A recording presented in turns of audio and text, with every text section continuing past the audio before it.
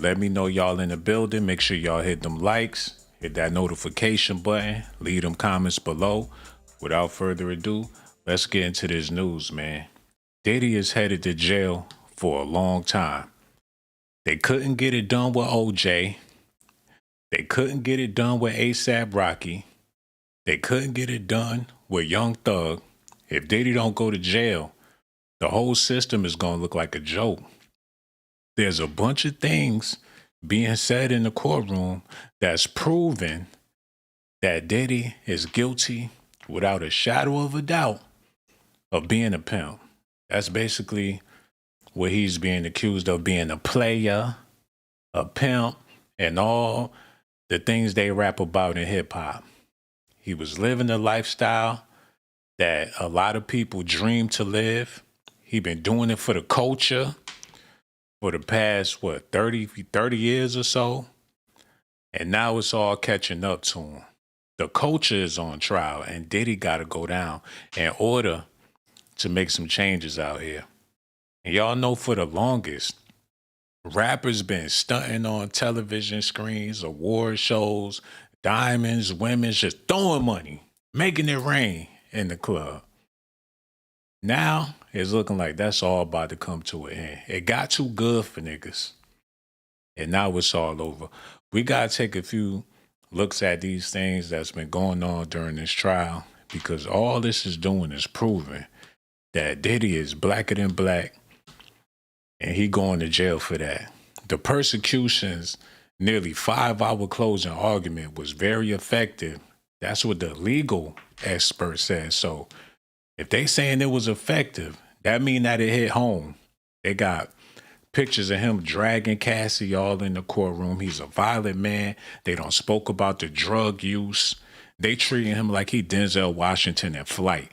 Y'all got to listen at this, man. How you doing, everybody? Thanks for sticking with us on Law and Crime's live coverage of the United States versus P. Diddy. I'm your host, Sierra Gillespie, also the host of our Law and Crime show and channel Scandal. So if you guys like P. Diddy, that's what we're covering there, and celebrity scandals and drama. Make sure you subscribe to that show. But for now, we got to talk about P. Diddy, right? I'm live in the Southern District of New York, where right behind me is that courthouse. Inside, closing arguments, you guys, and it's the defense. Mark Agnifilo is up to bat, and we have an all-star panel of guests to talk about it. But first, I want to give you some updates that happened right now. So here's what we've got going. Mark Agnifilo in the courtroom. He's talking, and he says, next, Shawn and Cassie are having a freak-off. It's December 22nd, 2021. Cassie has 2 hotel rooms. On burner phone, sees message with Cece about Cuddy, maybe called Scott in the text, something about hiking. He goes on to say, why would he have a gun? He goes to get Capricorn. Why? She would do anything with him, go to the moon. He didn't need a gun. He didn't have a gun. Cuddy said Cassie told Cuddy that Cassie already told Combs. Are you following me? Goes on to say Sean Combs has nothing to gain by having a gun and everything to lose. He is already... That's enough to put him in jail for the rest of his life. I done heard all I needed to hear, man. He's guilty as sin. With this type of news coming out and with these updates coming out left and right, you don't have to prove to me that he did everything they're alleging that he did. And you never heard of anybody doing anything like this in America to this day. He invented a new wave of crime. He's the inventor of the freak off, hotel nights, whatever you want to call it. It's sinister, it's criminal. You hire a male escort to get it in with your girlfriend, and you sitting there and you watching and you mad. That's something I've never heard in the history of man. They didn't even speak about stuff like that in the Bible during the Sodom and Gomorrah days. So Diddy's on to something here. When they put him under the jail, I don't know if he ought to pat himself on the back for inventing another form of treachery and ratchetry that we've never seen in humankind. But either way, it's looking like he's not going to be able to wiggle his way out of this or slip his way out of this, regardless of how much baby oil he was using back in the day. Defense attorney calls Ventura a gangster, pointing to the burner phone she used to stay in touch with Kid Cudi. Now, that's a little low to call her a straight up G for having to burn the phone to keep in touch with her side dude. Fellas, there's cheaters amongst us, man. And women got a million cajillion ways to justify cheating on your black ass. They'll find something, man. Whenever a chick get mad at you over something small and you wondering like why she tripping over nothing, she just adding to her checklist of reasons to cheat on your ass and not feel bad about it. Whenever they suck their teeth or roll their eyes or take a deep breath or whatever, they internalizing the reasons to do trifling shit behind your back. That don't mean that they gangster though, but the way some women be cheating on their men, that shit be gangster. Cause they'll come home, kiss that nigga dead in the mouth, rub his back. Like, you extra nice today. You be feeling like you did something that got her feeling all giddy and uppity like that. Come to find out it's somebody else. And if Diddy went through that with Cassie and he all on the TV screens, he a mogul, he on the yacht and shit. He got all these celebrities coming to his parties. These accomplishments that you will never, ever achieve. And he still had that chick cheating on him and stepping out on their relationship, and he provided her with everything she could imagine and more. So you fellas out there, there's a lot to learn from this trial. Defense attorney calls Ventura a gangster, pointing to the burner phone she used to stay in touch with Kid Cudi, and Diddy going to jail for that too. Defense attorney Mark Alfino reminded the jury that Kid Cudi confirmed that Cassie Ventura played his ass. She played him too. She played both of them, he said. He referenced to the persecution's argument that Ventura was scared of Combs. She lied to him for a long time, over and over and over, as she had another relationship with another singer, songwriter under his nose. She's not afraid of him. Alfino called Ventura a gangster, pointing to the burner phone she used to stay in touch with Kid Cudi, saying she was trying to pull off lying to both men. But she's a female, so she can't be held accountable, because if you hold one accountable, you got to hold them all accountable. And women can't afford to be held accountable, because if you start holding women accountable, it's going to take things back to the 1940s, 1950s, and people only want to wear them rags to go to sleep. People don't want to be out there cleaning houses and doing all that shit with them rags on their heads. Not in 2025. If you start holding women accountable in today's day and age, the workplace gonna be all fucked up. Corporate America will collapse because people wouldn't show up to work and you being held accountable for some shit. And I ain't trying to be a misogynistic person. I don't even know how to give massages. But they say the women's bathroom is a lot more nastier than the male's bathroom. I never been in a women's bathroom. So for you ladies out there, y'all gonna have to, let me know about that, because I don't know for sure. Now, he had these gargoyles coming up in the courtroom and making allegations and stuff. And I know that made him sick to his stomach, because all of these people that's making allegations about him, he gave the money and they still looking like they need money. And I know he mad that he was even associated with half of these people. She was not kidnapped. Defense attorney says of allegations made by Capricorn Clark. If y'all remember, she said that Diddy came to her house, kidnapped her, took her to Kid Cudi's house. He broke into Cudi's house, put the dog in the bathroom, opened up all his Christmas presents and left. She made a whole bunch of other claims while she was employed by Diddy. She was in a hostile work environment.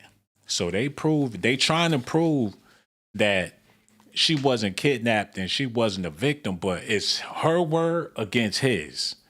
And on top of that, she's a female. So if they hold her accountable, they got to start holding women accountable in general. And they can't afford to do that because, like I said before, I don't want to get into details and stuff. This Diddy trial is going to affect society in so many ways because they got so many people interested. And they want the narrative to go the way the narrative been going thus far. And that's the reason why you didn't have any flamboyant men take the stand, because that would have swayed the narrative in a whole nother direction. People would have been able to sympathize with Diddy if they focused in on his zesty acts with other men. If there was a romantic involvement with a man and Diddy was proven to be in a, one of them type of relationships with a man, that would have swayed the jury. That would have swayed the public. That would have swayed a lot of people. Because if you would have said something bad about Diddy and his sexual relationship, consensual relationship with a man, then you would be talking bad about all people that have those type of relationships. There was not one flamboyant man to take the stand. They refused to let Farnsworth Bentley get up there and tell his account. Because all of the Beyonce fans, all of the Lil Nas X fans, they would have hit Twitter and swayed the narrative to have sympathy for Diddy. That's like having Elton John on trial. You know his supporters gonna show up in droves, man. And you can't drown them out. So they tried to keep this thing heterosexual for the most part. Even down to the fact that he had male escorts in the room with him and Cassie. They still didn't make it seem like Diddy was interested in the man. Even though he was using Cassie as bait to get them boys in that room so he could see them in action.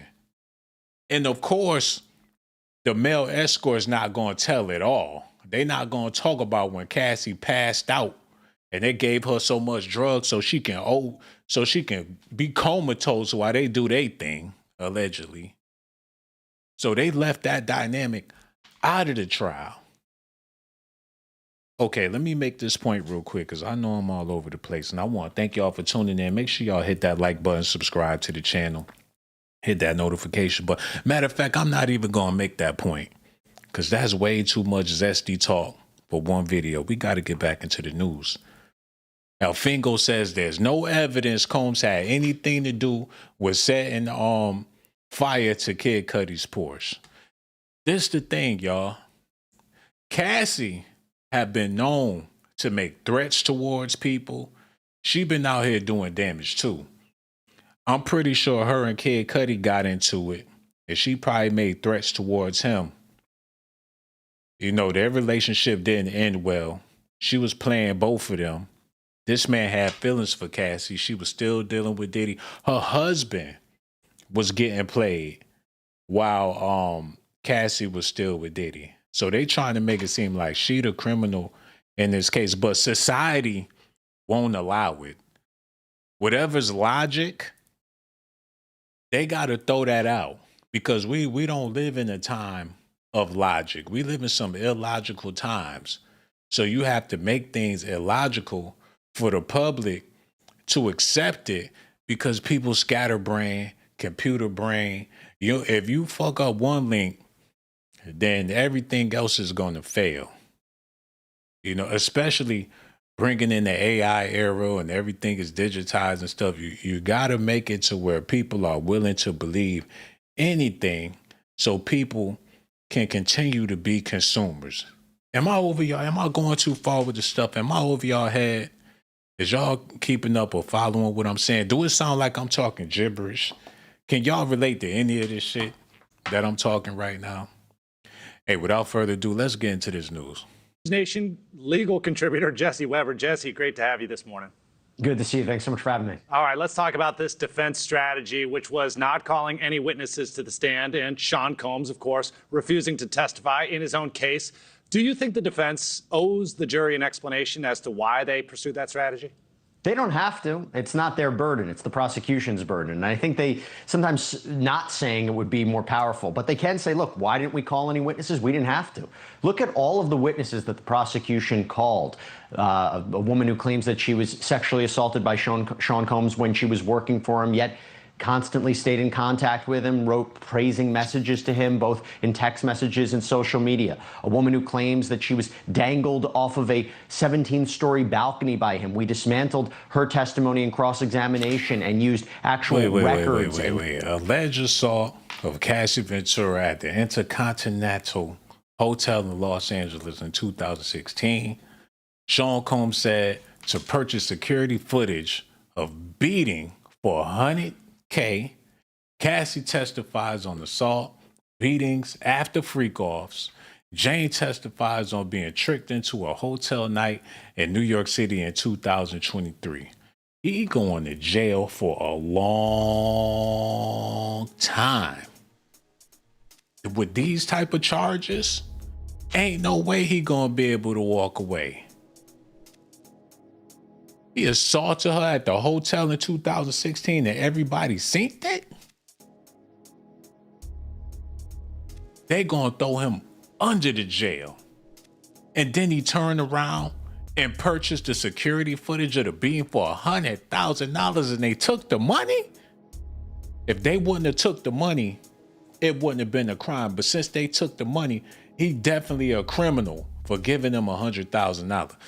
Cassie testified on assaults and beatings after the freak off. So after they freaked her off, he beat her up in the hotel hallway. Jane testifies on being tricked into a hotel night. She didn't even know her panties was off until she was bent over the damn sink. She ain't know she don't even know how she got into the hotel room. He tricked her into going in there and having sex with those men.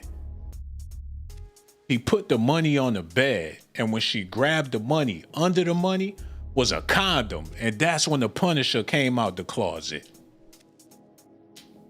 He tricked her like a rat for some cheese, man. He going to jail for the rest of his life. And travel records to say it didn't happen when she claimed. Look at the alleged victims in this case that make up the sex trafficking counts, Cassie Ventura Fine and Jane. We have text messages that would show they are willing participants in everything that happened, that they tried to set everything up, that they were expressing their love for Shawn Combs, that how on earth is he supposed to know now that they were reluctant into engaging in any of this material, in any of this behavior. So they definitely, I think they really focus on the cross-examination of the witnesses. They focus on the text messages that make this case quite gray. It's not so black and white. And obviously, they didn't need to put Shawn Combs on the stand. There would have been a lot more risk doing that than a benefit.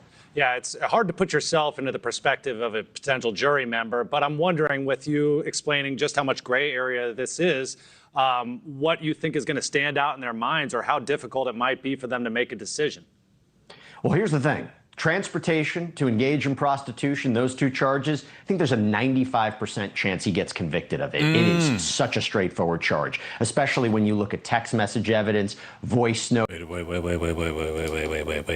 Transportation to participate in sex. He provided them with a way to get to the hotel. He flew people out. He made dates, arrangements so they can get freaky. But this is what I want y'all to think about real quick. Was that all they did? Was get together and have sex? Or did they party before they went to the hotel? Was it a concert? Was it an event? That's something that they got to factor into this too. Because I'm pretty sure they was able to come out, have food, drinks, kick it with him and his entourage. And at the end of the night, after the party, it's the hotel lobby. If they can't, that's something that they're avoiding here. They make it seem like he called these people out. They get on the plane with their escort shit. They got the Zorro mask in the bag. They got the butt plugs, all that stuff on the plane. Like they there to do a job. Like he hiring a hitman for Cassie. And they don't do nothing. They like a sleeper cell. They sitting in the hotel waiting. And when Diddy opened the door and Cassie opened the door, that's when they get up and do the job and get back home. I highly doubt if that was the case. All the people at the airport need to be arrested because people getting flown out, regardless if they gonna get freaky or not. I don't know how many people in long distance relationships. You see a Japanese man with an Indian lady in Cincinnati somewhere, somebody got flown out. And 9 times out of 10, they got to be back home in a couple of days. What Biggie said, or Jay-Z said, her flight lands at 8, her flight leaves at 9, my game just rewind. So people been flying people out for I don't know how long. How many of y'all met somebody online and got flown out? You been talking to this chick, you ain't never seen her a day in your life. Y'all been talking for 6 months. Some of y'all been talking for a year. And tonight is the night somebody gonna get flued out. And you figure, hell, I'm gonna get them cheeks. Or you anticipating on having some sex. Y'all in love online. It ain't shit. Y'all having phone sex in 2025. That ain't no fun. As soon as you touch down, it's about to go down, man. But you figure y'all getting together. Let's go out, have a nice time. Let's go get something to eat, go for a walk, whatever the case is. And at the end of the night, it's going to happen. How is that illegal? Hey, man, he going to jail. Because like I said earlier, once you put the logic into it, the whole system is going to fall apart. We don't operate on logic. And if you the type of person that operate on logic, they going to consider you crazy. It's going to be hard for you to have a social life. It's going to be hard for you to be in the workplace. It's going to be hard for you to go to church. It's going to be hard for you to blend in and fit in society. So if they start using logic and people start really connecting the dots and making sense out of shit, then it's going to be a problem. Hey, I seen something last night when I was doing my other show. I want to show this to y'all real quick. Y'all got to see this because it's on SAT. Yo, make sure y'all hit them like buttons, subscribe to the channel, and let me know what y'all think about this. Okay, this it right here. Yeah, I was doing the show last night about Tyler Perry or whatever. And while doing the show, I seen that Tyler Perry was molested when he was a child. And he said that's where he get his imagination from. That's how he was able to come up with all these characters and stuff, because he went through something traumatic. And in order to block it out and to not think about it, he had to go to a whole other worlds. And, you know, he came up with these characters and stuff. He said he could write a whole series, a whole season of a show in a week, because he know how to drift off and go somewhere and just tune out. And I realize a lot of people do that, man. A lot of people know how to just be oblivious to everything, just drift off, get on Instagram, be in these deep fantasies about nothing. And that's how people coping. So if they put Diddy in jail, I mean, if they don't put him in jail, they use logic in this trial, people's dreams gonna be shattered and people gonna be held accountable for some real shit instead of getting by, faking it just to make it, like we all do. You know what I'm saying? Scenes from the courtroom. The lawyer is pacing back and forth in front of the jury while Combs is very fidgety. So he knowing that this shit about to go left. He fidgeting all over the place. His lawyer pacing back and forth like it's ugly in there. His daughters bust out crying in court. They can't even keep it together. They done already lost their mother. Now they about to lose their father too. Scenes from the courtroom.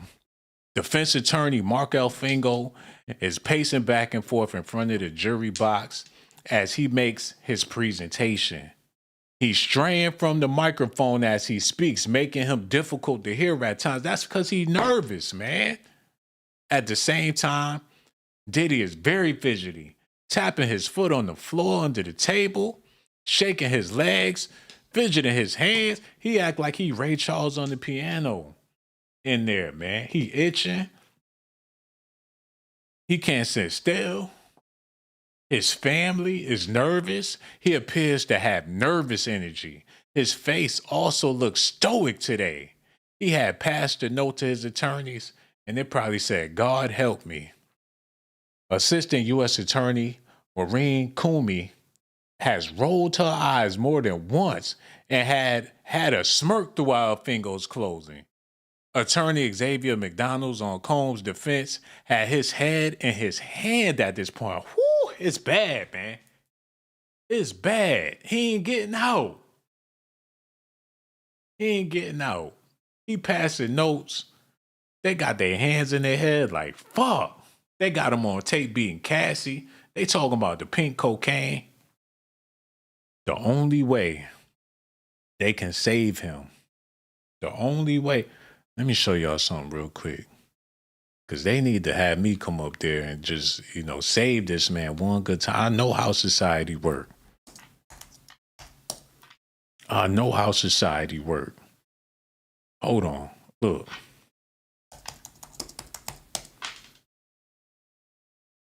They need to put this in the courtroom. Exhibit that in the court. Put up a picture of him like that. Yeah, mouth to mouth. Just go on. Put that up in court. That's the only way to put out the flame. When he tried to kiss the dude from Bono from U2, when he went, put that in the court ASAP, man. Put him in Meek. Let Meek Mill take the stand. Let him and Usher. Let them put them in court, man. Why they not doing this stuff? Because they know once they see him being affectionate in this type of way, it's going to put a stop to all that shit, man. But that's Negro here, no there. And I don't know. I said I wasn't going to make it zesty. But sometimes you got to pull out them wild cards so people can understand where you're coming from. But he is going to jail. They couldn't get it done with none of them other black celebrities. People going to be thinking, why are they wasting our time with this shit? Why do they keep putting these celebrities up there just so they could walk? So the next time you see a celebrity in court, you're not going to take them seriously. Look at this, y'all. Today in court, defense team's closing arguments. Mark began his defense of Diddy Combs today, arguing that the prosecution exaggerated its case and that the evidence only showed a swinger's lifestyle. That's all it was. Diddy is just a swinger. People out there like that exist. There's nothing criminal about it. He a freak. He a goddamn Scorpio. And he like doing some freaky things. He also said this isn't about a crime. This is about money. References silver lawsuits against the mogul. Diddy's team is trying to use logic. And they've been trying to use logic the whole trial. But ain't nobody trying to hear that shit. Sharif, that's like the Hotep brothers talking all that knowledge. And it may be true. But what that got to do with anything, man? People more interested in some bullshit. So why even waste your breath? They don't want to hear that. If his team was smart, they would have got as illogical as possible in the case. They should have put Diddy out there as a super freak. They evidence should have been Diddy in some thongs. His team should have put him out there as a super freak. Nipple rings and shit. Put a picture of him standing next to Rick James. Bobby Brown, it's his prerogative. They trying to paint him to be squeaky clean. That's the logical thing to do. That's like when you fill out an application at a job and they ask you all them dumbass questions and you gotta lie just to make it seem like you wouldn't do the shit they asking you? They be like, if you found $5,000 in the bathroom at the workplace, what would you do? A, put it in your pocket. B, give it to your supervisor. C, call the police and report a missing $5,000. And you trying to get the job, and you trying to think of a lot of y'all gonna answer B. You're gonna say, I'm gonna report it I'm gonna get a $5,000 to my supervisor. You gonna pick anything except for A. You're not gonna tell them that you're gonna put that money in your pocket. But if it was a real life situation, and you working at Walmart, and you go in the bathroom, and there's 5 stacks sitting in front of the urinal, you're gonna take that, you're gonna put that money, you ain't gonna tell them that. Because if you use logic, you're gonna be messed up. His lawyer's fucked up, man.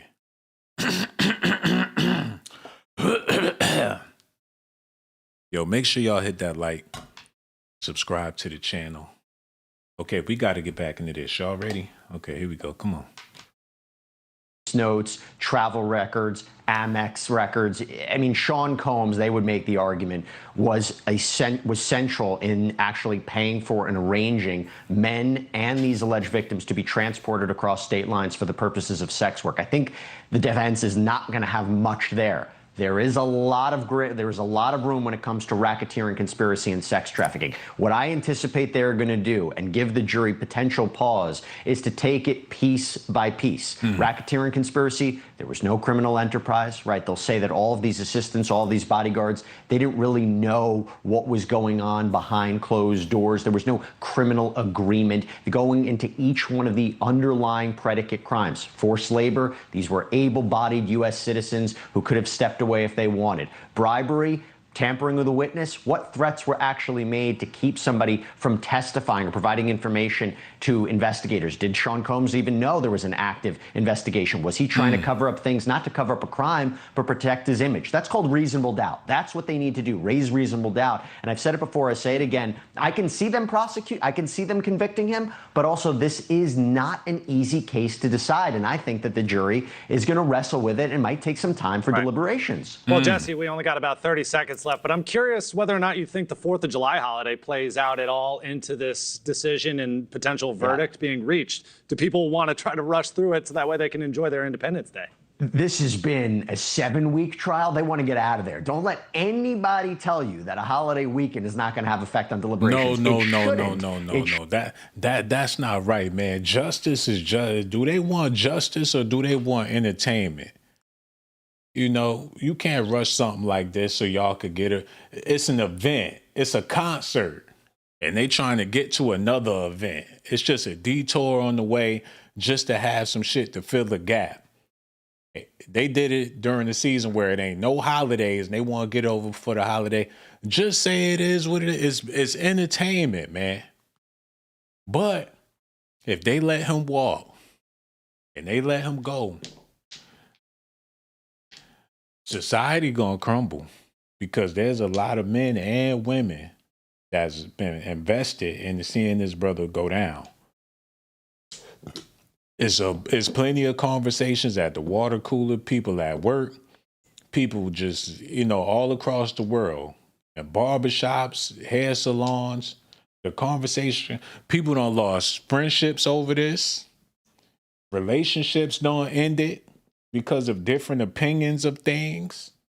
So the public needs for Diddy to go to jail in order for society to function as it's been functioning, for the norm to be the norm. Because this going to change so many things. It's going to be women feeling like they don't want to go to the hotel no more. They don't want to get flown out. And it's gonna be hard for brothers out here too. You know, you don't want to be a Diddy. You don't want to be fly and have swag and all that shit. This who I'm worried about. Let me show y'all something real quick. It's only gonna take a second. Oh, matter of fact, let me do it like this, because we need to get to the bottom of this real quick.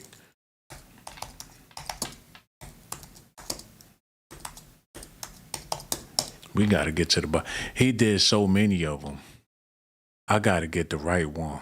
Okay, this is what we going to do. Yo, shout out to Vlad. Shout out to Vlad.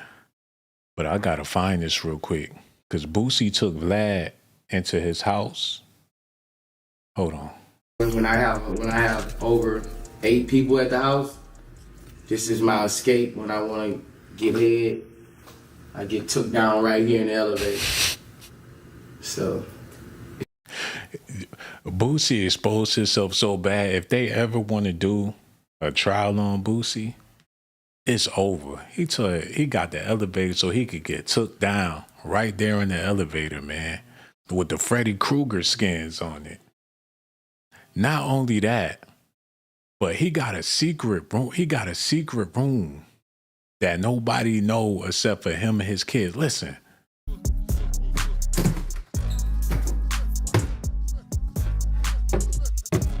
this is the boom boom room where I can hide from my kids at. This nigga got a teddy bear on the damn couch. Who in the fuck he having it? Then he had the nerve to ask if the girl was still in the room. Is that girl still up there in that room? In the hidden room. He got a sleeper cell in there waiting. Look. And they don't know where I'm at. With the secret door. Yeah. This is With big teddy bears all over the place. If that ain't no R. Kelly and I love Boosie, man. He one of the illest rappers. When he said his homeboy just stick down his celly, what the hell is this? That's the illest bar ever in hip. Ain't nobody kept it that raw. Ain't nobody said no shit like that in rap. Boosie is ill to even spit a bar like that. But this right here, the secret room, he should have never took Vlad in his house and showed him this stuff, man. This is where, I mean, as you can see, I mean, I'm still kind of old school. I still watch DVDs, I mean. We're gonna have to. He going there to whack off. Or whatever the case. Now, I can't get to the part where he asked if the girl was still in the room. But it was a bunch of weird. Once Diddy is over, I hope they don't go after Boosie. Because if they do, it's going to be game over for real, for real. Hold on, they got a new update. Let me look at this real quick. Yo, make sure y'all hit that like, subscribe, and hit the notification button too. Judge says he thinks it's best to give the jury its instructions Monday. Judge Samarian is back on the bench. He said now he thinks it makes the most sense to charge the jury, that is, give them instructions before they deliberate on Monday morning instead of later this afternoon. So they trying to milk this shit so they can get it over before the 4th, so people can celebrate their Independence Day. They trying to get that victory. They want to push it through the weekend to keep this thing going. But I'm trying to tell y'all, Diddy is not walking out of this. He is not going to be coming home. They done invested too much time and energy over the past couple of years to convict this man. And it's not about to go to waste. They're not going, all this effort, all this journalism they've been putting into this thing. He not that slippery. I don't give a damn how much baby oil he have on his back. Y'all got to let me know how y'all feel about this in the comment section, man, because do I want to see him come home? Let me show y'all something real quick. And it's only going to take a moment. Make sure y'all hit that like, subscribe. Y'all got to see this.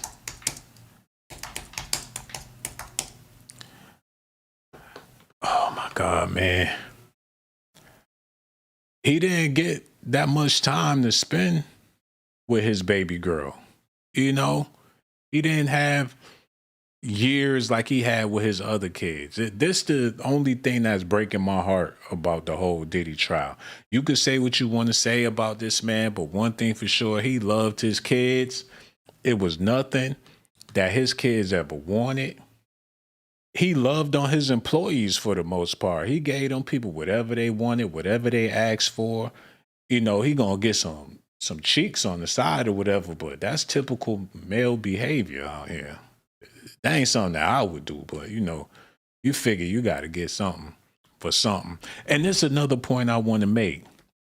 Being a business mogul is like being in jail. Either you gonna get taken advantage of or you gonna be the one taking advantage. I know that sounds fucked up, but in human nature, it's survival of the fittest. If you show any weak points or an angle where people could get at you and get in your pockets, they gonna take advantage of you every time. So I'm starting to realize that these men in positions of power, they have to move a certain type of way or else they're going to be getting screwed by everybody everywhere they go, especially when your pocket's deep. You got to be at some level of a slime ball in order to have longevity in any type of industry, unless you want to be walked off. When people see they could walk all over you, it's going to be over. And that explains why you keep hearing these stories about this zesty madness between these men and these men filing these lawsuits and stuff, because it's either you gonna try to plug me or I'm gonna plug you. Look at this, y'all. I want to take a little detour real quick. Because like I said, I've been working the Tyler Perry case, and this shit got me thinking. Tyler Perry is a damn near billionaire. They talking about his workplace is chaotic or it's exploitive or whatever the case is. He's a black man with a film studio that got all this money. He could provide people with all different types of opportunities. In order for him to run the show, he got to run the show. It's his way or the highway. If you don't like it, regardless of what it is, you got to keep it moving. The man that's suing him, I'm pretty sure when he met Tyler Perry, he thought that he could make Tyler Perry his bitch. We all seen Tyler Perry with the dress on. And you know he got to prove himself over and over again, especially dealing with other men, because once they get it twisted, he gonna have to flip the script on them. If anybody gonna be getting banged, it's gonna be you. He got a whole lot of buff men working for him. Tyler Perry a big dude. And I ain't saying it's right, and I ain't trying to condone none of the stuff that they alleging him of doing. But put yourself in that position. And you the man, and you got the M's and all that. It's gonna be people trying to take advantage of you. So what do you do in the situation? How do you prove your dominance in the situation? Being in the entertainment industry is just like being in jail. You pitching or you catching.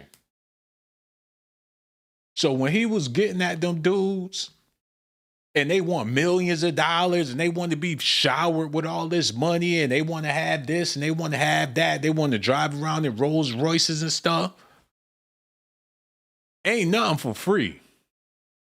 Tyler was making these people pay for this one way or another. And it ain't no dollar amount that they could give him that will make him want to do anything for them, man. So in his mind, especially after being molested and all that type of shit, I know it's sinister. I know it ain't right.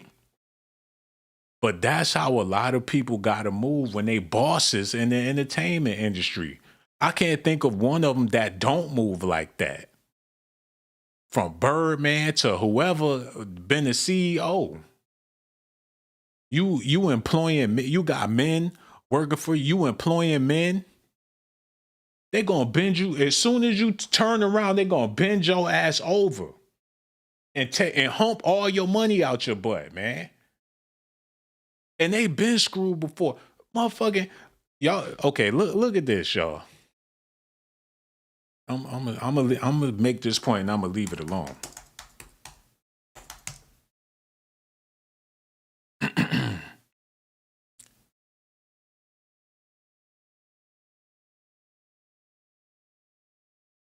Lee Daniels said, I'm not Tyler Perry.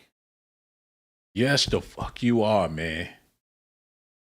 He said, my mom said, I don't understand you. Everybody in church thinks something wrong with you. All your movies are about freaks. Why can't you do movies like Tyler Perry? Daniels, an openly gay man, has had an interesting life. The 54-year-old producer and director admitted he was relentlessly bullied as a child and was forced to deal with an abusive father who could not accept his sexuality. He told OSU students about one particular difficult moment from his life. He said, when I was 5, my earliest memory was walking down the stairs in my mother's red high-heel shoes, and my dad, he's a cop, is down playing cards with the boys, and it was not pretty at all. He put me in the trash can, and he said that I'll never be nothing. He said, you already have it bad, boy, because you black, but you fruity too? His father put him in a motherfucking trash can. So you figure, how come men like Lee Daniels and Tyler Perry and Diddy and all them running the show when they got millions of dollars? That's because they not going at all. They done been through it. It clicked in their head. It's either I'm going to get bullied or I'm going to have to do some bullying. I ain't saying it's right. But when you use logic in today's world, you're not going to be able to blend in or fit in society, man. And I realize that, you know, my videos, my views been doo-doo because I've been using logic. And I see online people that don't use logic whatsoever got millions of billions of views, and I ain't hating. I'm congratulating. I'm just calling it what it is, man. Look at this. Combs seen smiling and interacting with defense counsel and courtroom during the break.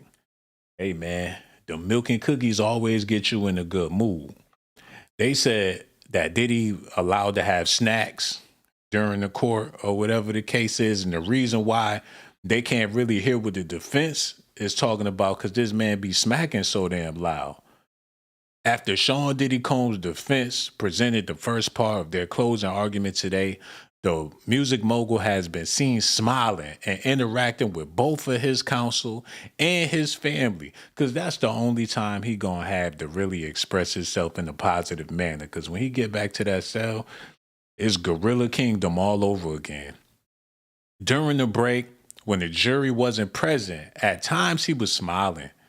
He was interacting. He was talking to his counsel.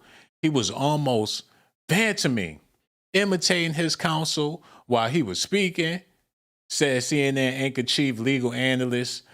So he in there cracking jokes and all that. They trying to enjoy whatever time they got left together before he go to jail for the rest of his life. His daughters, who are in a row or two behind him, passed up a note through counsel and then looked back at each other and kind of gave a fist bump and smiled at their father in an encouraging way during the break. Oh, man, this is breaking my fucking heart, man.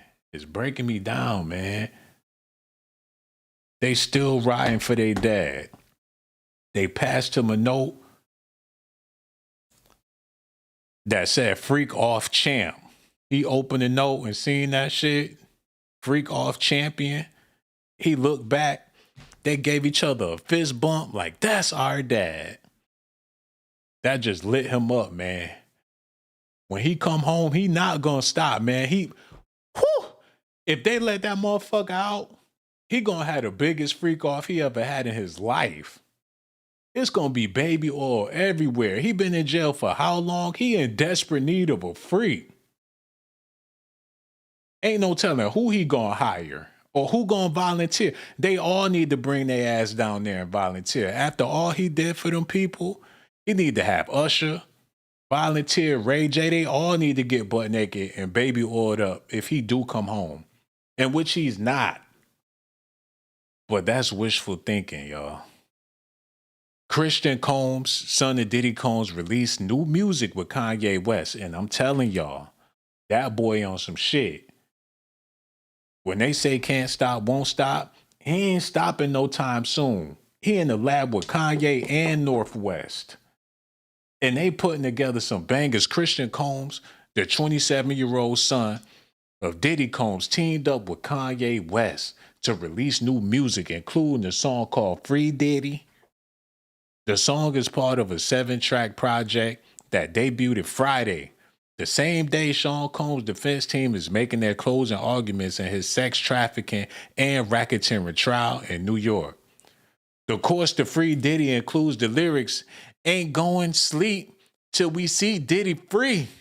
They gonna be up all night. They show up to court with them bags under their eyes. They're not playing about getting this man released. West made a brief appearance earlier this month at the Manhattan courthouse where Combs' trial is taking place. CNN previously reported he was collaborating with Christian Combs on the project. Now, when I tell y'all the song is fire, when I tell y'all that they bringing the heat, y'all ain't heard. Christian Combs, he got that swag like he from the mid-90s. That boy be spitting. He the next up, man. So even when Diddy go to jail, I don't think he getting out. But Christian Combs, he gonna be carrying the torch. You can't deny the music. You can't deny the flavor. And he got connections with people like Kanye West, Jay-Z, Beyonce, whoever's out there doing music that make good music. Christian Combs got their contacts in his phone. He been making calls. He riding for his father. He basically Diddy 2.0. And people still waiting to see what he got going on. He only 27 years old. And I'm trying to bring light to the situation because it's looking like Diddy not going to be coming home, y'all.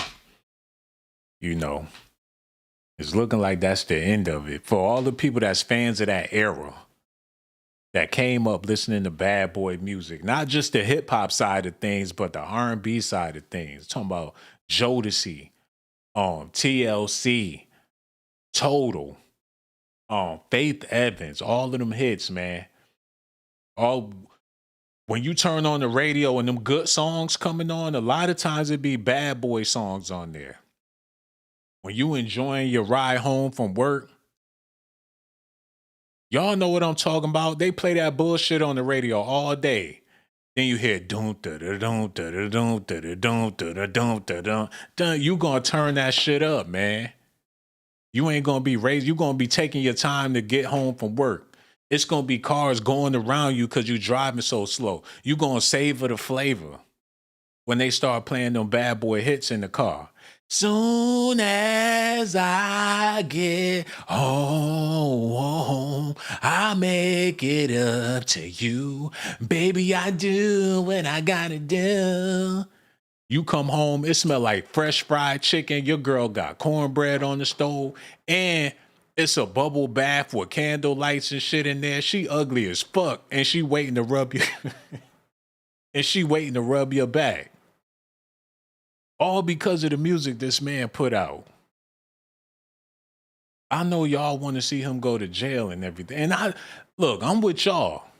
Whatever y'all trying to do, that's what I'm trying to do. If we want him to go to jail, then he just got to go to jail. But as far as the music, what do we do with the music? And that's the same question I asked with R. Kelly. What do we do with R. Kelly's music? Do we just erase it from our memories? Do we go back and listen to it? Do we consider it old school? Or is they going to erase it from the history books? What we going to be left with if they take away Diddy's catalog and R. Kelly's catalog? It's going to be flavorless for the most part, man. All we going to be left with is some West Coast gangster boogie songs. They going to take Diddy out the playlist and put in the West Side Connection. Y'all going to be who-banging your way all the way to jail. Bitches ain't shit but hoes. They going to replace all the bad boy stuff with death row music. Hey, y'all let me know if y'all ready for that. Okay, let's get into this real quick. Well, the defense is delivering its closing arguments today in Shawn Diddy Combs' sex trafficking and racketeering trial. Yesterday, prosecutors spent nearly 5 hours walking the jury through each charge. They painted Combs as a man who used, quote, power, violence, and fear to commit federal crimes. Now, Combs has pleaded not guilty to all charges. Jury deliberations are likely to start Monday. CBS News legal reporter Katrina Kaufman joins me now from outside the courthouse in Lower Manhattan. Katrina, good morning. Now, you've been there from the beginning, seeing the prosecution put its case together. What stood out to you from their closing arguments? Good morning, Michael. It's great to join you. You know, there were a number of things that stood out. One was, I feel like they made this racketeering conspiracy charge feel more accessible. A lot of us have been questioning whether the prosecution had really gotten there. But what they essentially said is that as long as the jury believes that at the direction of Shawn Combs, there was a knowing decision to participate in a conspiracy among him and some of what they called his loyal lieutenants, there just have to be two of these underlying racketeering acts that the jury believes were committed. And this could be two of the same act. So it could be as small as drug distribution. We've heard so many stories about these assistants and people around Shawn Combs procuring drugs for him. And it could be even just a small amount, something that could fit in his Gucci bag. We don't have to think in big bulk terms here. Also, in terms of sex trafficking, it just has to be one act that the jury believes happened through force, fraud, or coercion. So it doesn't have to be that the entire time Combs was in these relationships with Jane and Cassie Ventura, that they were being forced to be part of these freak-offs. It just has to be a single instance for each of these women. So many people have seen this Intercontinental Hotel video where you saw Shawn Combs kicking and dragging Cassie Ventura, and the prosecution said he was pulling her back to one of these escorts to be part of a freak-off. So this is just a clear instance where the jury has seen video footage that they could perceive as him forcing them to participate. And then when it comes to the transportation to engage in prostitution charge, they said there just has to be clear evidence that someone was being transported across state lines, and this could just include travel receipts and records, which we've seen so many of in the courtroom, and it has to be for an act of prostitution, which is sex for money. And we heard also a lot of testimony about these escorts being paid for their services. So those two charges seem quite clear. Now, Katrina, quickly before we let you go, how do you think the defense will present its case today? I mean, what they've said all along is that these were consensual relationships, that all of this was the choice of the women who participated, that they were in loving relationships with Shawn Combs. Maybe they were unorthodox in terms of their sexual activity, but also that there was just an agreement to participate in all of this, and it was personal activity, which is really important for the racketeering conspiracy. Nah, man, they gonna have to do something bold and illogical, like I've been saying this whole time. They gonna have to put some freaky shit on display just so it could make it to the news. Like, Your Honor, I want to demonstrate something, and get a bottle of baby oil and pour it on top of Diddy's head right there in the courtroom. Is this criminal, Your Honor? Did I just commit a crime? Is this a sex act, Your Honor? Like, order in the court, order in the court. They're going to have to do something bold. The judge one of Diddy's lawyers going to have to moon the judge in the courtroom. Like, this is a reenactment of what Cassie did with the male escort. Turn around, pull down his pants in front of the jury and everything. Just to add some crazy. As if it ain't already as if it ain't already crazy enough. It's sometimes you got to do what you got to do. Like Tyler Perry, you got to put a wig on a pig to get a gig. It ain't got to make no goddamn sense. It's going to sell like hotcakes, man. All that Medea shit that made him a billionaire, it don't make not a lick of sense. But that's what you got to give the people what they want. I'm so mad at these lawyers for trying to use logic during these illogical times. Look at this. Videos from freak-offs. So genuine intimacy is genuine. He reinvented a Soul Glow commercial with Cassie. He had her pour the baby oil all over her body. He had the male escort Pour the baby oil all over his body with them candle lights glowing. Even the male escort said that shit was sexy. They got lost in the moment with that never-ending story music playing in the background. I'm excited just thinking about it, man. Candle lights, baby oil, bodies glycerin. And then they came together and they started caressing each other and kissing and all that shit. And Diddy had that Astro Glide. Man, that's some shit you ain't never gonna forget. He probably be in his cell laid on his back thinking about them nights, them hotel nights. They was all looking forward to that shit. They have a long week and they know that during the weekend it's gonna be penetration. It's gonna be some liquor drinking, some chocolates, all that shit, man. People, it's Friday night. It's people out there right now waiting to get freaky. Tonight is the night. And you know it and I know it. And you've been waiting, anticipating, people getting rid of their kids. It's people dropping their kids off right now. And them kids home for the summer. People figuring out ways to get rid of them damn kids so they could get freaky tonight. However it go down, a hotel, people wish they can get a hotel instead of being in a nasty house. For my people out there listening, just imagine you had a hotel set up for the night.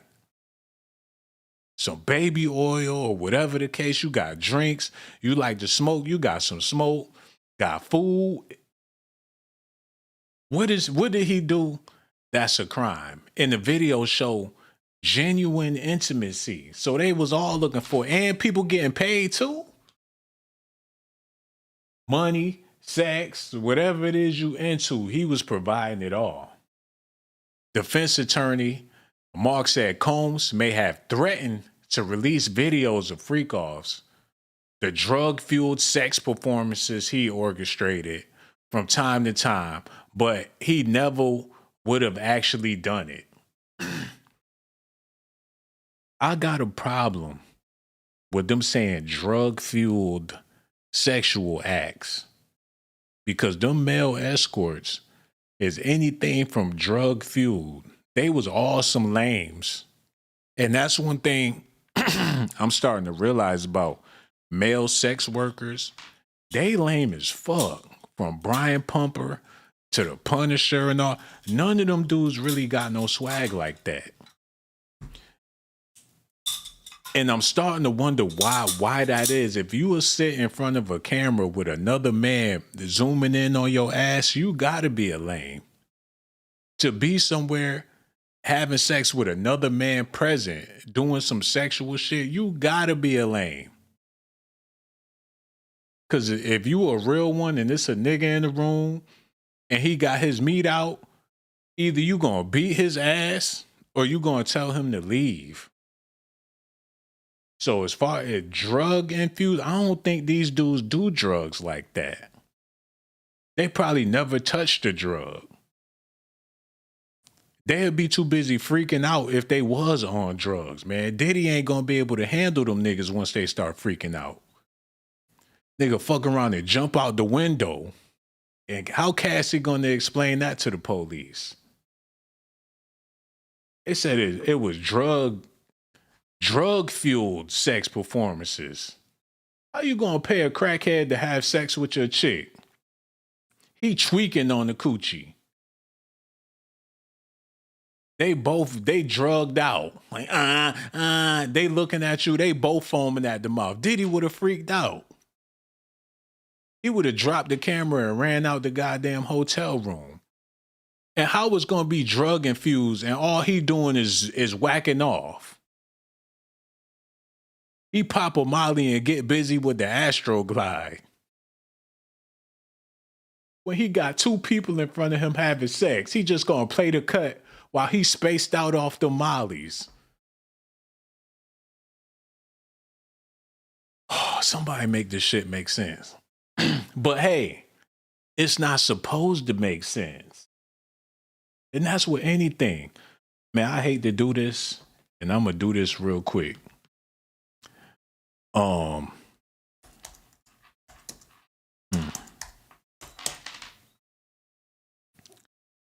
like I said, man, shit ain't supposed to make sense. And even as a kid, I always wondered about Noah's Ark and all this. Man, don't ask no questions, man. If it don't make sense, then just accept it for what it is. You gotta make sense out of this shit, even if it don't make no damn sense. And this is historical. Nor don't question Noah's Ark. Just know that it was somebody in ancient times made a big ass boat, a yacht, bigger than Diddy's yacht. This was the first mega yacht in history. And not only was everybody invited, but everything on the fucking planet had to get on the boat. Before it was the Caravan of Love, it was Noah's Ark. This nigga had elephants on the damn on the boat. He had giraffes, zebras, every animal. They had to put them in there to where they wouldn't kill each other. And they had to weather the storm. Nigga had peanuts, all that shit. Bird feed, you name it. He did it all by himself. Don't question. If it don't make sense, make it make sense. If you ain't got enough money to go to the store for your mother, make it enough.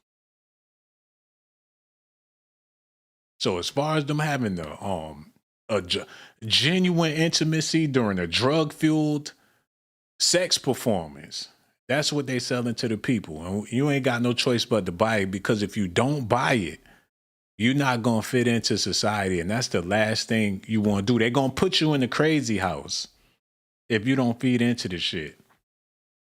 Elfingo acknowledged the videos show an upcoming, uncommon kind of intimacy, but he said the videos of the freak-offs actually showed a beautiful evening. The music is nice.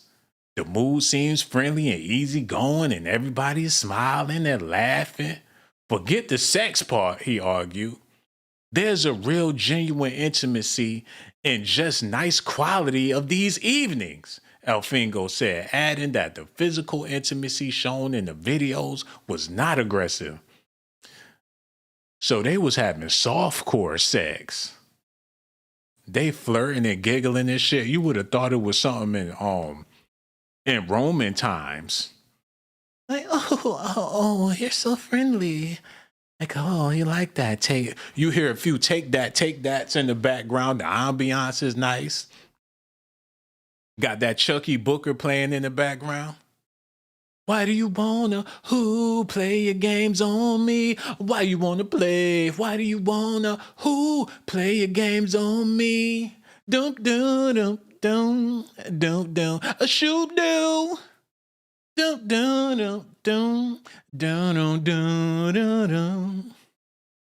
I work hard to get the things I have. Shoot do. It was a nice evening, candle lights. They got rose petals and shit, champagne, wine. They freaking off. All you see is them butt cheeks moving up and down under the sheets. Diddy in the corner with that Astro Glide chilling, got that music going, got the window open, a nice little breeze coming in there.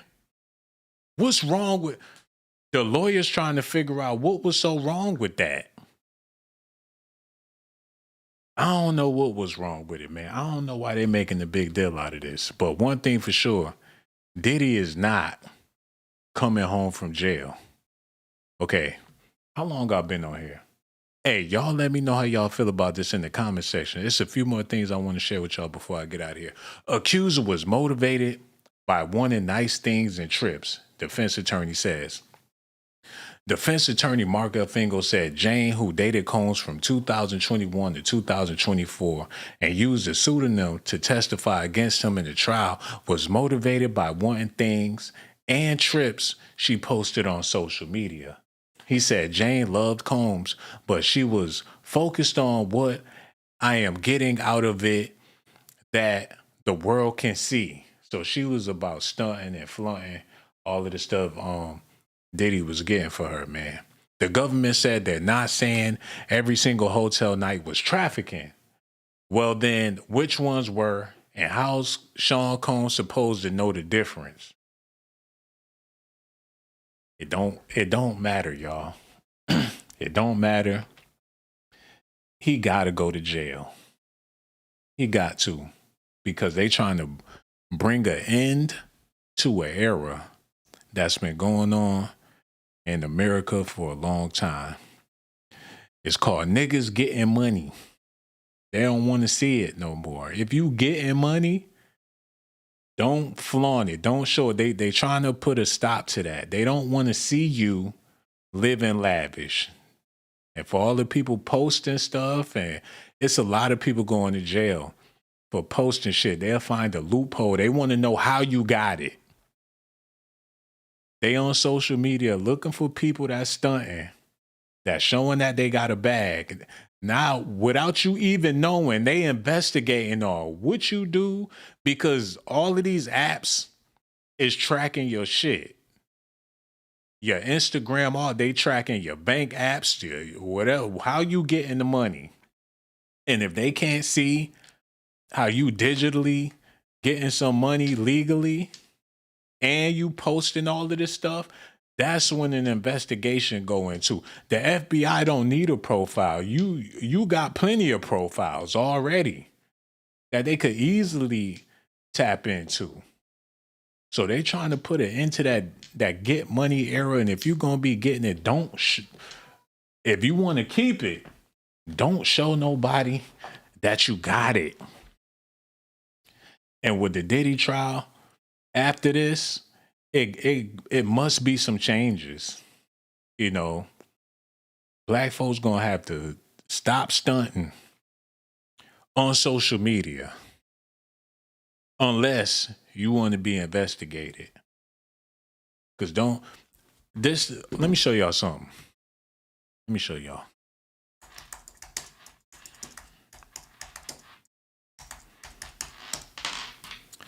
This is where he really fucked up.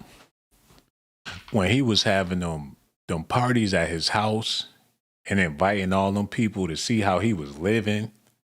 And at the end of the night, they go home with their wives and girlfriends, and they like, how in the fuck did he get all that shit? Like, my house isn't that big. I don't have those cars. And they wives be looking at them like, honey, you need to step your game up. That developed a lot of hate towards Diddy. When they go back to their crappy lives and knowing that he's still in that big ass mansion and he got all these friends and he's just a big shot, they don't like that shit. And I ain't talking about Caucasian people. I'm talking about everybody, the black, white, whoever he had at his party. People not happy for you when you living like that. And your girl, you know, your girl all over the dude. You go to a Diddy party, he got all the bad chicks in there. And he got more swag than you. He should have never did this, man. That's where his problem started. He was doing way too much. Okay, let me show y'all this real quick, too. It must be a Harlem thing.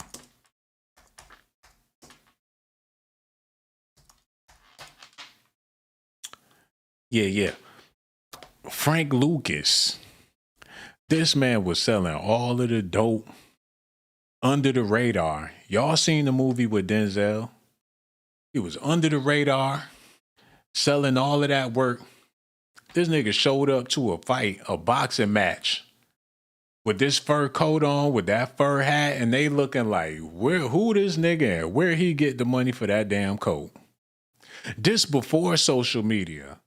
This before they had Instagram to investigate. The public investigated his ass. The room, people started talking. They had to know how in the fuck he get a bag to afford that coat. And why his coat looked better than my coat. He looked like $1 million. Look, Frank Lucas with his wife and his infamous chinchilla. The chinchilla is the chinchilla more infamous than he was. All because he wanted to be flashy. And you figure, hell, I want to look nice. I want to go out. I want to wear my coat or whatever. But we live in a society to where people don't. Nas said it best in his song. Hold on, y'all. Let me do this real quick. I'm gonna make this point real fast.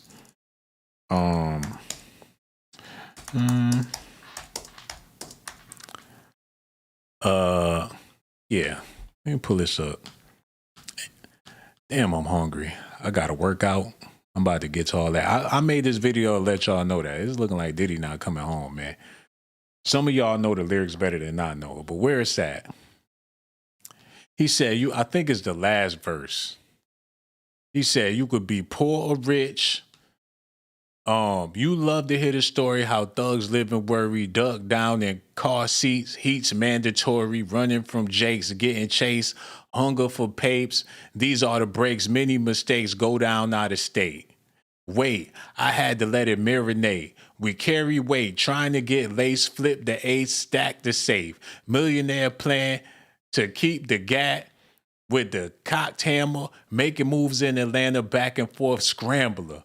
Cause you could have all the chips, be poor, rich, still nobody want a nigga having shit. If I rule the world and everything in it, sky's the limit. I push the Q45 and finish. Oh man. He said it when he made this song, he said it way back then. Cause you could have all the chips, be poor or rich, and still don't nobody want a nigga having shit. So that's where he messed up. If he was humble, you know, and kept it all to himself. Ain't nobody seen Denzel Washington's house. Don't nobody know how Morgan Freeman living. That's how they able to have longevity like that. Combs' accuser agreed to nice with him at the time, regardless of regret after the fact, defense argues. The defense attorney read aloud part of the testimony from Jane, one of Sean Diddy Combs' accusers, who went by the pseudonym in the case, where she said she unfortunately agreed to a night at a hotel with Combs she referred to as a sobriety party. So I guess he was getting sober and he wanted to celebrate the fact that he was off that shit.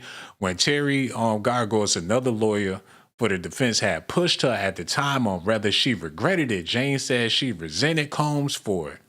I believe resent and regret lie in the same feelings, she previously testified. She's regretting that she made a choice that maybe years later she would have made a different choice, or maybe she wouldn't. Maybe she just regrets it, he said. But he argued that doesn't mean she didn't willingly participate at the time. She's agreeing to it. He sees her agreeing to it, the attorney said. She regrets it. She resents it for it. She resents him for it. That's all coming later. The point I'm trying to make, I know I said it over and over, but logic is just not going to cut it. Prime example, y'all. If you're dealing with somebody and you suspect that they may be cheating on you, you don't want to bring that to their attention, because whatever your logic is, that shit gonna fly out the window when they get to scrambling your ass. When they flip the script and they become the victim. I don't give a damn if you got all the evidence and proof in the world. Once you bring it to their attention, that's you letting your shield down. You gonna get fucked up. You gonna be looking like a damn... They gonna make you look bad. You know what I'm saying? A lot of times your best bet is to leave the logic out of it and move accordingly. In today's world, that's why they need young lawyers. You know what I'm saying? We need some new age lawyers. He hired all these old ass people that use logic. That shit don't work no more. Back in the day, you know, people was expecting the logic. People listen to a trial to get the logic out of the trial and what makes sense out of the trial. And it's a whole bunch. Diddy's team, his lawyers, they make a whole lot of sense. They arguing a whole lot of logic. But that ain't gonna cut it, bruh. It ain't. They better off trolling in the damn case in order to get him off. Like, Your Honor, I want to show you a video. Now, this is a video of my client masturbating with Astroglide. I know it's going to be graphic, Your Honor, but I want everyone to take a good look at the tip of his penis, and you let me know if this man is capable of freaking off with anybody. I don't know if you know, Your Honor, but online they're calling it a Tootsie Roll. Now, we're going to zoom in so you can get a better look at what my client is working with here. Ignore the extra baby oil around his rectum. But if you look there, if you look real close, there's one vein, Your Honor. There's only one vein. They're accusing my client of being a criminal, running criminal organizations. I want you to take a good look at his testicles, Your Honor. He simply doesn't have the balls to do any of these acts that they're claiming that he did, Your Honor. That will get him off. The jury will be like, how can he commit these crimes? He doesn't even have the balls. Hey, so you got to figure it out. For the people out there that got to make ends meet and make a living, you got to pay the rent. And that shit, $5,000 for a 2-bedroom, you gonna have to do some illogical shit to make it work. You gonna have to sell bologna sandwiches and tell them motherfuckers it's Wagyu beef.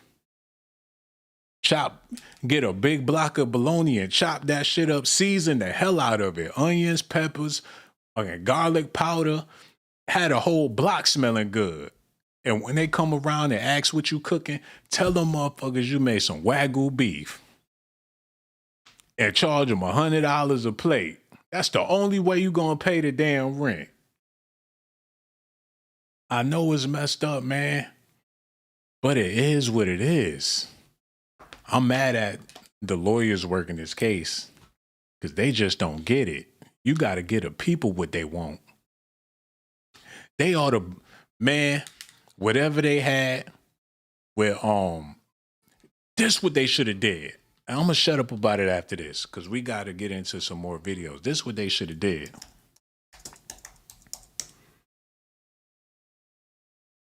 This all they needed right here. Motherfucking Superhead. Even if she couldn't get up there and do her testimony, they should have read some excerpts from her book, man. Look.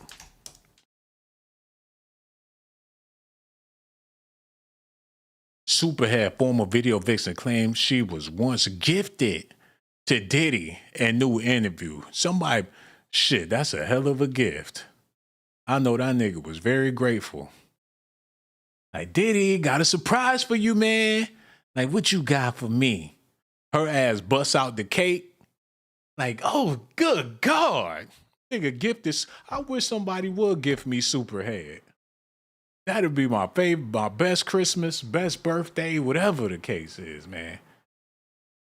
Look, in a new interview, Elizabeth Overson, also known as the video vixen Superhead, claimed she was gifted to Diddy in 2021 after his whole high-profile breakup with Jennifer Lopez. Like, you don't need that, bitch. I got something for you that's better than money. Better than money? Yeah, better than money. Somebody gifted him Superhead. He trying to get over J-Lo. Like, ain't nobody never gonna love me like she do, man. Ain't nobody gonna satisfy me. I ain't never gonna be the same without J-Lo. Shit, I bet she changed his motherfucking mind. She helped him move on immediately. The best-selling author spoke with the Daily Beast in a published interview on September 26, claiming an incident in 2021 where she was introduced to the mogul as a gift by an unnamed executive. In hindsight, the former video vixen realized what had occurred. In retrospect, I realized that I was given to him as a gift by another executive. So they passing bitches like party favors. Overson, also formerly known as Karen Steffens, recalled the incident. She tells journalists, Diddy's car pulled up. He asked who I was, and the men spoke for me. She proclaimed that She proclaimed this is the first time meeting the mogul. During the occasion, she recalls popping pills and drinking with other music industry executives before being ordered to visit Combs' homes.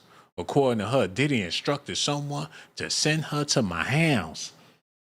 They've been Ubering bitches for a long time, man. Like, bring that bitch over here right now. She get out the car, drunk and high. She get in the house. Oh my God. You already know what happened after that. They should have had her come up in there and let them people. What Cassie going through ain't shit.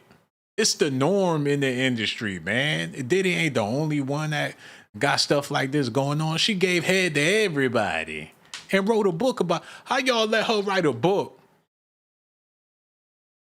And she need to be a criminal in all of this. Look. She got a couple of books. The Art of Superhead. Man, I'll marry her ass. I know that sound mess. She gotta be married. She got to. She too slutty. You wouldn't be able to let it go, man. She's a goddess. Okay, I know I'm getting lost and I'm getting stuck in everything. I need to figure out a way to get off of this, but I'm intrigued, man.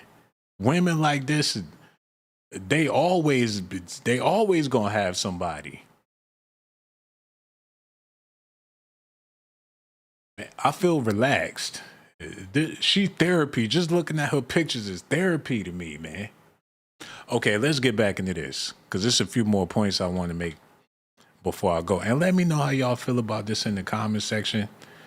Do y'all feel like Diddy need to come home, or do y'all feel like he need to stay in jail for the rest of his life? His kids, they suffering, man. And that's what I feel the most about this trial. It's his kids, his mother, she's 80-something years old.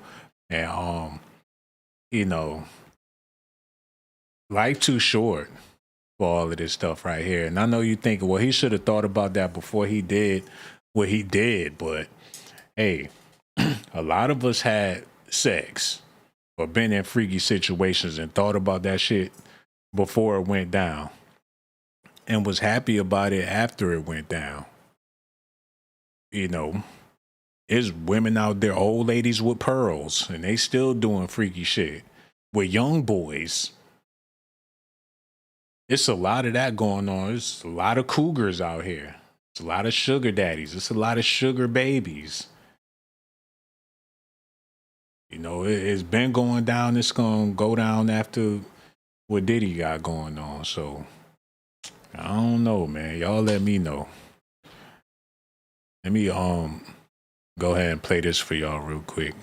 I know it sounds like I'm getting sad and everything because it is troubling to see all of this stuff going down like this because, you know, anybody can get caught up in the situation. And when you try to explain your case and you try to, like I said, put the logic in it, that ain't gonna work. You know, that's scary to think about. The more logic you try to use, the more guilty you gonna be. So we live in a time to where you have to play a plumb fool just to function. And to get by, you ain't gonna have no relationships using logic. You ain't gonna have no livelihood. You ain't gonna be able to do shit. Except for, you know, have your logic, and that's all you're gonna be able to have. Okay, it's something else I want to share with y'all before I get out of here. I'm just looking for it real quick. I had it lined up, but I don't know what happened to it. So let me get this together, and y'all just stay tuned. Make sure y'all hit that like button, subscribe to the channel, and let me know what y'all think about all of this in the comment section. Okay, here it go. Listen. I want to talk to you about what you cannot see at home. Today, Combs's entire family is back in court. We've had more family members that have been here to support him than since the beginning of this trial. That includes his 3 teenage daughters. You remember that his twin girls, they were here at the beginning, but then they went back home to Los Angeles for their prom and for their graduation. Well, this is the first day that they are back. I observed them. They were passing notes with each other at one point. They are in the room as prosecutors are talking about these freak-offs and drugs and all of these alleged sex crimes that prosecutors say that their father committed. Now, I also observed the kids. That includes the sons and the daughters downstairs in the lobby of the courthouse right behind me. They were all huddling and talking during the lunch break. Now, I also have to tell you that Combs himself, his body language appears to be different today than other days. I have been in court every single day. I've been observing him. Today, his head is down. I did put that music on there. Like we going to the movies. Like this the opening to Jumanji or some shit. If you do low... Thought that was all arm and Sir, wings. how are you? All right, we got the Halloween special over here. Oh, they're actually shaped like the stuff on there. You haven't had them yet? Not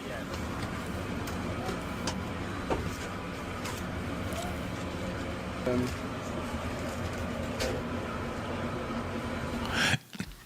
What's that white sauce? How we know they ain't going in the back and doing some Diddy shit to that white sauce? I don't trust it, man. The white sauce. That don't sound right. Don't put that shit on my... Unless they explain what it is. Is it cheese? Somebody let me know in the comment section. What's the white sauce? I know I ain't eating it because I don't trust them people. They make that shit real white and put a little extra ingredients in there. Look. Defense tried to cast doubt on Jane's account of 2024 altercation. This just happened a minute ago. Defense attorney Mark continued addressing the testimony of Jane about an altercation between her and Shawn Diddy Combs at her Los Angeles house on June 18, 2024. So it was like last year around this time. Elfinga repeatedly said that Jane's account of the June 18th incident doesn't make sense. Her violence towards Combs was odd, and her timeline seems off. Elfinga also questioned how much Combs actually hit her, but acknowledged that he was violent with her. There's obvious physical contact, he said, telling the jury that he'd keep true to the defense position of acknowledging Combs' domestic violence. But Elfinga said it appeared Combs hit her twice based on the injuries to her face, but he going to jail, man. He going to jail. You can't argue no man putting hands on no woman in a court of law. If the police showed up after he hit her, regardless of what happened, she hit him first, he's still going to jail. So he ain't coming home, man. I know a lot of people was rooting for Diddy to be released. Y'all thought it was going to happen today. You get a not guilty verdict. He come out the courthouse dancing and Lil' Kim and all them out there waiting for him to come home. That would have had people in good spirits. You know, people would have put an extra rib on the grill for the barbecue. You would have made a burger and put it to the side. This for Diddy right here. But it ain't, I don't think it's going to happen like that, man. They trying to argue him beating women in court and he going to get off. It ain't going to work like. And then you would say, it ain't like he killed somebody. It ain't like he, he ain't like he murdered somebody. But putting your hands on the woman, in my eyes, that's the equivalent to murder, man. It don't matter what it is. If she do something you don't like, even if she put hands on you, fellas, I'm telling you, just be a man, take the hit, take the slap, and never talk to her ass ever again. Get your shit and don't ever look back. That's your cue to leave her. When a woman put her hands on you, that's your cue to never associate with her again. After that moment, she becomes dead to you. But that don't mean you got to kill her. You know, and if you was looking for a reason to leave or whatever the case, or never deal with her again, that's your signal. As soon as you hit a slap, that's when you start packing your shit or whatever you got going on and just go the other way and never look back. Because you ain't never going to be able to live that down or whatever. And you figure, you know, your reflexes is one thing, but I'm trying to tell you, it ain't worth it. It's a bunch of men out there in jail or whatever the case is, or made a habit out of it. Don't ever put your hands on the woman under no circumstances, because all it's going to do is emasculate you as a man. In today's society, now, if you could find a time machine and go back in the day and, you know, just turn that James Brown up real loud so nobody hear her scream, man. You can't do that shit nowadays. As soon as a woman acting up and you hear somebody in your neighborhood turn that James Brown up real loud, somebody getting their ass beaten there. It's a man's world. Ah! James Brown do the screaming, so won't nobody hear your wife or your girlfriend screaming or whatever the case. We live in some different times. What's right is right and what's wrong is wrong. Okay, I got a workout to do. I'm about to get it in right now, man. Y'all let me know how y'all feel about this in the comment section. I ain't got nothing but love for y'all. Hit that like button, subscribe to the channel. Let me know what y'all think about this in the comment section below. I want to give a shout out to the people that's leaving comments on the side. We're going to be back with more news, and it's looking like Diddy is not coming home, man. Not with this stuff in the news. Not with this stuff happening during the trial. I ain't got nothing but love for y'all. Yo, I'm going to holler at y'all on my next video, man.